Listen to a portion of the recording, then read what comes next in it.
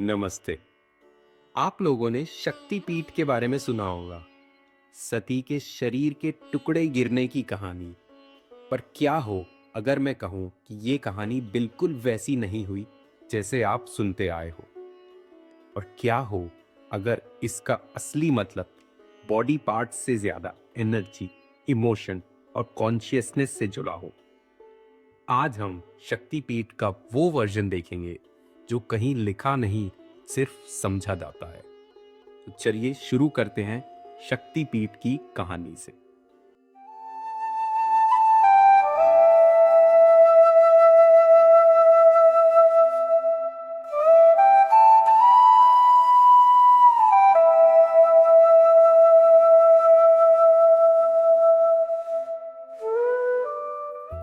कहानी सिंपल है पर बहुत गहरी।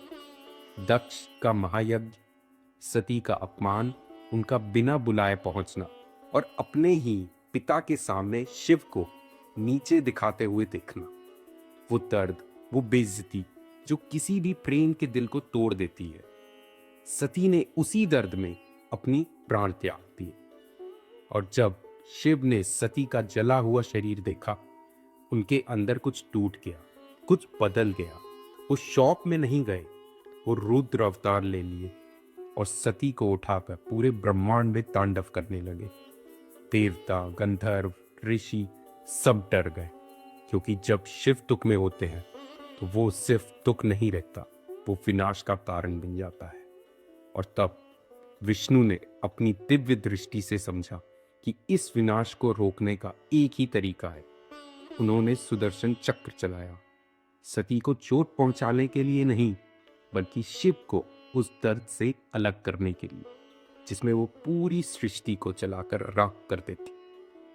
कहानी ये कहती है कि सती का शरीर टुकड़ों में बिखर गया और जहां जहां वो टुकड़े गिरे, वहां वहां शक्ति का रूप स्थिर हो गया। इन्हें ही हम शक्तिपीठ कहते हैं।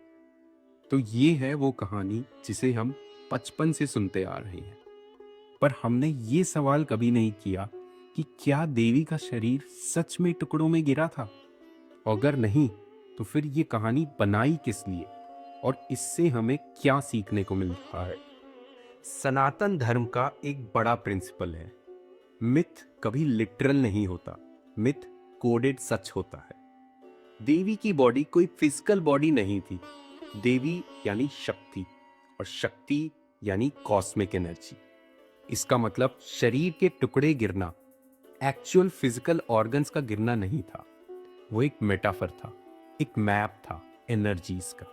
हर बॉडी पार्ट एक एनर्जी रिप्रेजेंट करता था, जैसे दिल करुणा की शक्ति, आंख समझने की दृष्टि, पैर ग्राउंडिंग और स्टेबिलिटी, बाल प्रकृति का वाइल्ड रूप, जीभ सत्य बोलने का साहस। ये ऑर्गन्स नहीं, ये क्वालिटीज, फ्रीक्वेंसीज और एट्रीब्यूट्स थे। और जहां जहां पुराने योगी, ऋषि, तांत्रिक और जनजाति लोगों ने इन एनर्जीज को सबसे स्ट्रांगली एक्सपीरियंस किया, वहां उन्हें देवी का रूप दिखा। इसलिए उन लोकेशंस को नाम मिला शक्तिपीठ। यानी देवी का शरीर नहीं गिरा, देवी की एनर्जीज धरती पर अलग अलग स्पॉट्स में उतर गई। ये है असल सच। अब एक और गहरी बात समझिए। शक्तिपीठ का कॉन्सेप्ट सती की कहानी से भी पुराना है। भारत में हजारों साल पहले से देवी के मंदिर हैं, जैसे कुल देवीस, ग्राम देवीस, जंगल की शक्तिस, फर्टिलिटी और प्रोटेक्शन की देवीस। हर रीजन का अपना देवी रूप था, कहीं काली, कहीं उमा, कहीं अम्बा। इन सब का सती से कोई संबंध नहीं था। ये सारे देवी रूप ट्राइबल, तांत्रिक और एंशिएंट ट्रेडिशन से आए थे। फिर क्या हुआ? जब शैविज्म और शक्तिज्म पूरे इंडियन सबकॉन्टिनेंट में एक साथ पॉपुलर होने लगे, एक जरूरत बनी, इतने सारे देवी टेम्पल्स को एक नैरेटिव, एक कहानी, एक सिस्टम में कैसे जोड़ा जाए। तब पुराने कथावाचकों ने कहा, जहां जहां सती के पार्ट्स गिरे वहां शक्तिपीठ बन। और फिर आसाम की कामाख्या देवी, कोलकाता का काली घाट, गुजरात की अंबाजी, हिमाचल की ज्वालामुखी, सब एक ही कहानी के धागे में बंध गए। इससे इंडिया का स्पिरिचुअल यूनिफिकेशन हो गया और ये कहानी एक कल्चरल मैप बना गई।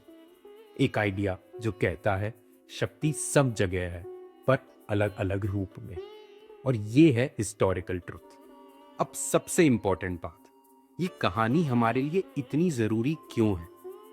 सोचिए, जब हम दर्द से गुजरते हैं, जब कोई रिश्ता टूट जाता है, जब आइडेंटिटी, ट्रस्ट या होप बिखर जाते हैं, तो हम भी अंदर से टुकड़ों में टूट जाते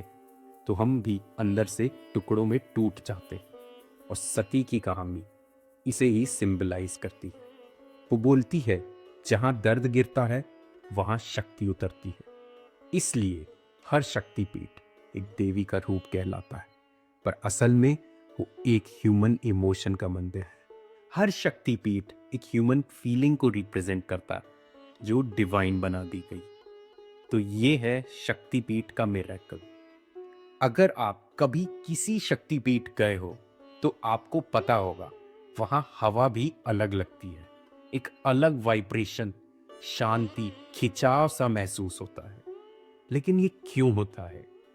क्योंकि हजारों साल तक लाखों लोगों ने वहां प्रार्थना की, मन्नतें मांगी, कृतज्ञता रखी, तपस्या की, ध्यान किया और आंसू बहाए।